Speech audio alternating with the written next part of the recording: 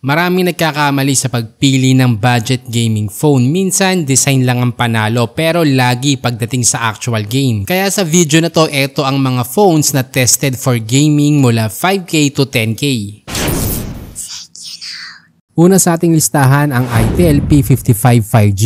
Naka 6.6 inch IPS LCD, 90Hz refresh rate at 267 ppi. Pagdating sa chipset, naka Dimensity 6080 on 2 score na around 404K, 6GB RAM, 128GB storage, expandable hanggang 1TB at naka Android 13. May 50 megapixel main camera, kaya mag video recording ng 1080p at 30fps at may 8 megapixel selfie shooter. Idagdag mo pa ang 5,000 mAh battery at 18 watts charger. May SRP na 5,699 pesos. Ngayon naman nandito ang ITEL RS4. May 6.56 inch IPS LCD, 120Hz refresh rate at 269 ppi. Naka Helio G99 Ultimate on 2 score na around 423K, 8GB RAM, 128GB storage, expandable hanggang 1TB at naka Android 13. May 50 megapixel main at 8 megapixel selfie camera. Idagdag mo pa ang 5,000 mAh battery, 45 watts charger at bypass charging. May SRP na 6,199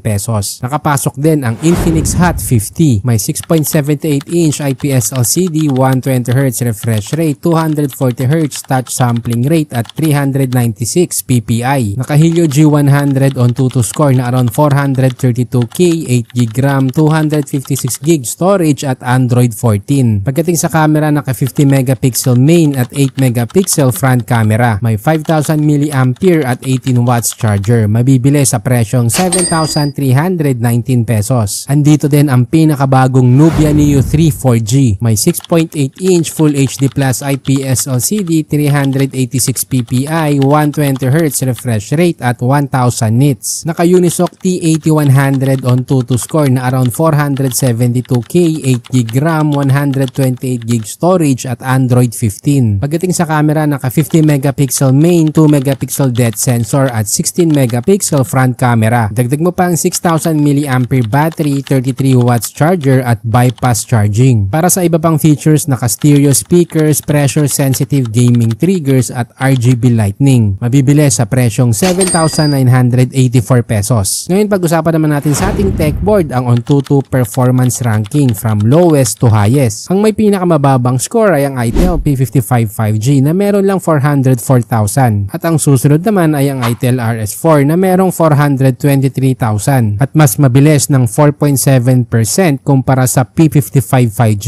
Ang susunod naman ay ang Infinix Hot 50 na merong 432,000 at mas mabilis ng 2.1% kumpara sa RS4. At ang pinakamalakas nga ang Nubia Neo 3 4G na may score ng 472,000 at mas mabilis ng 9.3% kumpara sa Hot 50. Alam mo ba kung bakit maraming gamer ang umiiwas sa curved display? Bukod kasi sa accidental touches, mas mahirap din maghanap ng screen protector. Kaya kung naghahanap ka ng AMOLED flat display phone for gaming, etong tatlo ang marerecommend namin mula 7K to 8K. Una sa ating listahan ay ang Tecno Spark 30 Pro. May 6.78 inch Full HD Plus AMOLED, 393 ppi at 120Hz refresh rate. Naka G100 chipset on 2 score na around 420K, 8GB RAM, 256GB storage, expandable hanggang 1TB at naka Android 14. May 108 megapixel main camera, 2K video recording at 13 megapixel front camera. Idagdag mo pa ang 5,000 mAh battery, 33 watts charger at bypass charging. Para sa iba pang features, may under display fingerprint scanner at IP54 rating. May SRP na 8,239 pesos. Ang susunod naman ay ang Infinix Hot 50 Pro. May 6.78 inch Full HD Plus AMOLED, 120Hz refresh rate at 393 ppi. Naka Helio G100 on 2 score na around 442K,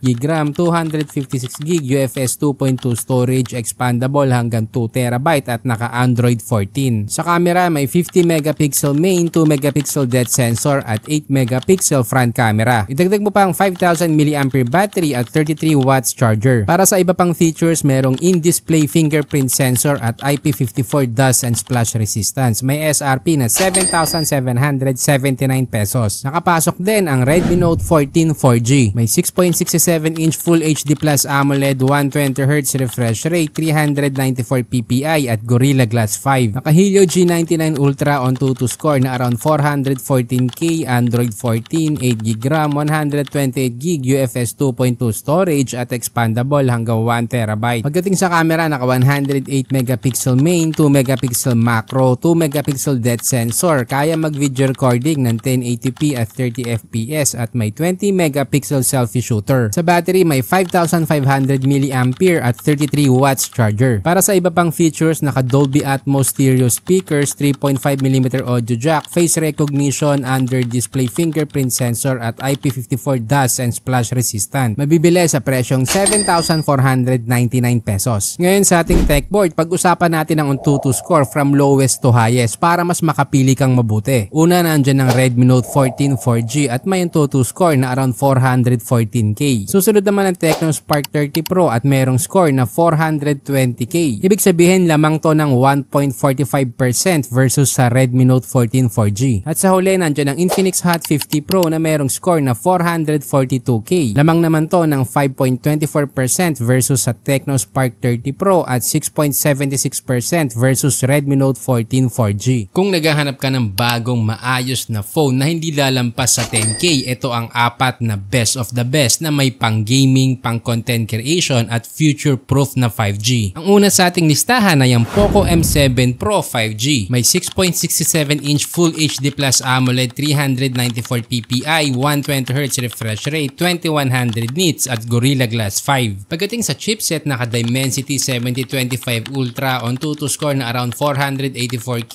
8GB RAM, 256GB UFS 2.2 storage, expandable hanggang 1TB, naka Android 14 at up to 2 major Android upgrades. Sa camera, naka 50 megapixel main with OIS, 2 megapixel depth sensor, kaya mag-video recording ng 1080p at may 20 megapixel front camera. May 5,110 mAh battery at 45 watts charger. Sa iba pang features, naka IP64 dust and splash resistance, dual stereo speakers, 3.5mm audio jack at under display fingerprint sensor. May SRP na 9,999 pesos. Ang susunod sa ating listahan ay ang Nubia Neo 3 5G. May 6.8-inch Full HD Plus IPS LCD, 120Hz refresh rate, 392 ppi at 1,000 nits. Naka Unisoc T8300 5G on 2 score na around 480K, 8GB RAM, 256GB storage at Android 15. Pagdating sa camera, may 50 megapixel main, 2 megapixel depth sensor at 16 megapixel selfie shooter. Idagdag mo pa ang 6,000 mAh 33 watts charger at bypass charging. Para sa ibang features, naka dual stereo speakers, dual gaming triggers, AI Game Space 3.0 at RGB Lightning. May SRP na 9,819 pesos. Andyan din ang Tecno Camon 40. May 6.78-inch Full HD Plus AMOLED, 120Hz refresh rate, Panda King Glass, 393 ppi at 1300 nits. Pagdating sa chipset, naka Helio G100 Ultimate on 2 score na around 407K,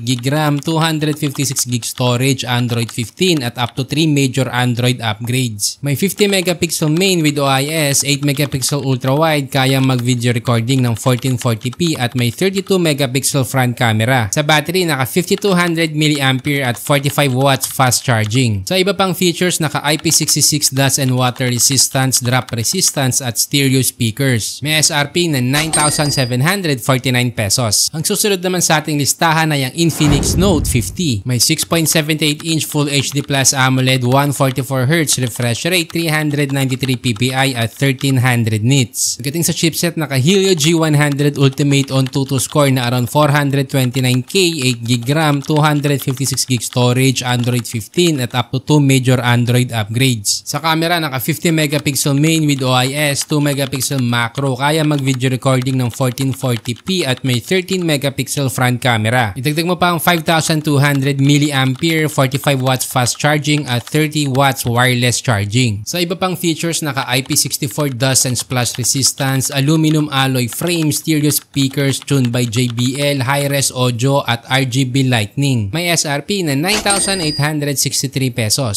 Ngayon, kung ikaw yung taong tumitingin sa Antutu score score, ito ang ating ranking from lowest to highest. Ang pinaka-baseline dito ay ang Tecno Camon 40 na meron lang 407K. Ang susunod naman ay ang Infinix Note 50 na merong 429K at mas mabilis ng 5.4% kumpara sa Camon 40. Hindi rin magpapahuli ang Nubia Neo 3 5G na merong 480K. Mas mabilis naman to ng 11.9% kumpara sa Infinix Note 50 at 17.9% kumpara sa Camon 40. At syempre ang Poco M7 Pro 5G na merong 484K. Mas malakas to ng 0.83% kumpara sa Nubia Neo 3, 12.8% naman para sa Infinix Note 50 at 18.9% kumpara sa Camon 40. Pero tandaan mo din na hindi lang on tuto ang basihan. May mga phones kasi na mataas ang score pero hindi naman optimize. Ngayon kung 5G naman ang habol mo, dalawa lang mapagpipilian mo, ang Poco M7 Pro 5G at ang Nubia Neo 3 5G. Kung isa ka namang gamer, ito yung phone na lamang sa gaming features, ang Nubia Neo 3 5G dahil sa 6,000 mAh bypass charging at shoulder trigger na malaking advantage lalo na sa FPS games tulad ng CODM. Pagdating naman sa content creation, itong tatlo ang dapat mong pagpilian dahil under 10K, ito yung may mga OIS. Meaning makakakuha ka ng mas stable na video gamit ang mga device na to. Walang iba kundi ang Tecno Camon 40, Poco M7 Pro 5G at Infinix Note 50. At kung OS update naman ang gusto mong malaman, ang may pinakamatagal dito ay ang Camon 40 na may 3 major Android upgrades. Ngayon alam mo na ang top contenders under 10K na may magandang performance sa gaming, content creation at 5G. Pero at the end of the day, depende pa rin sa preference mo. Kung gaming ang labanan, Nubia Neo 3 5G ka na. Kung content creation naman, go for the Tecno Camon 40, Poco M7 Pro 5G or Infinix Note 50 dahil sa OIS stability. Basta tandaan mo, hindi lang on tuto score ang basihan. Pumili ka ng phone na match sa pang-araw-araw na gamit mo at hindi lang sa paper specs. By the way, nilagay ko na rin sa description ang official links kung saan mo ito mabibili. Gumawa rin kami ng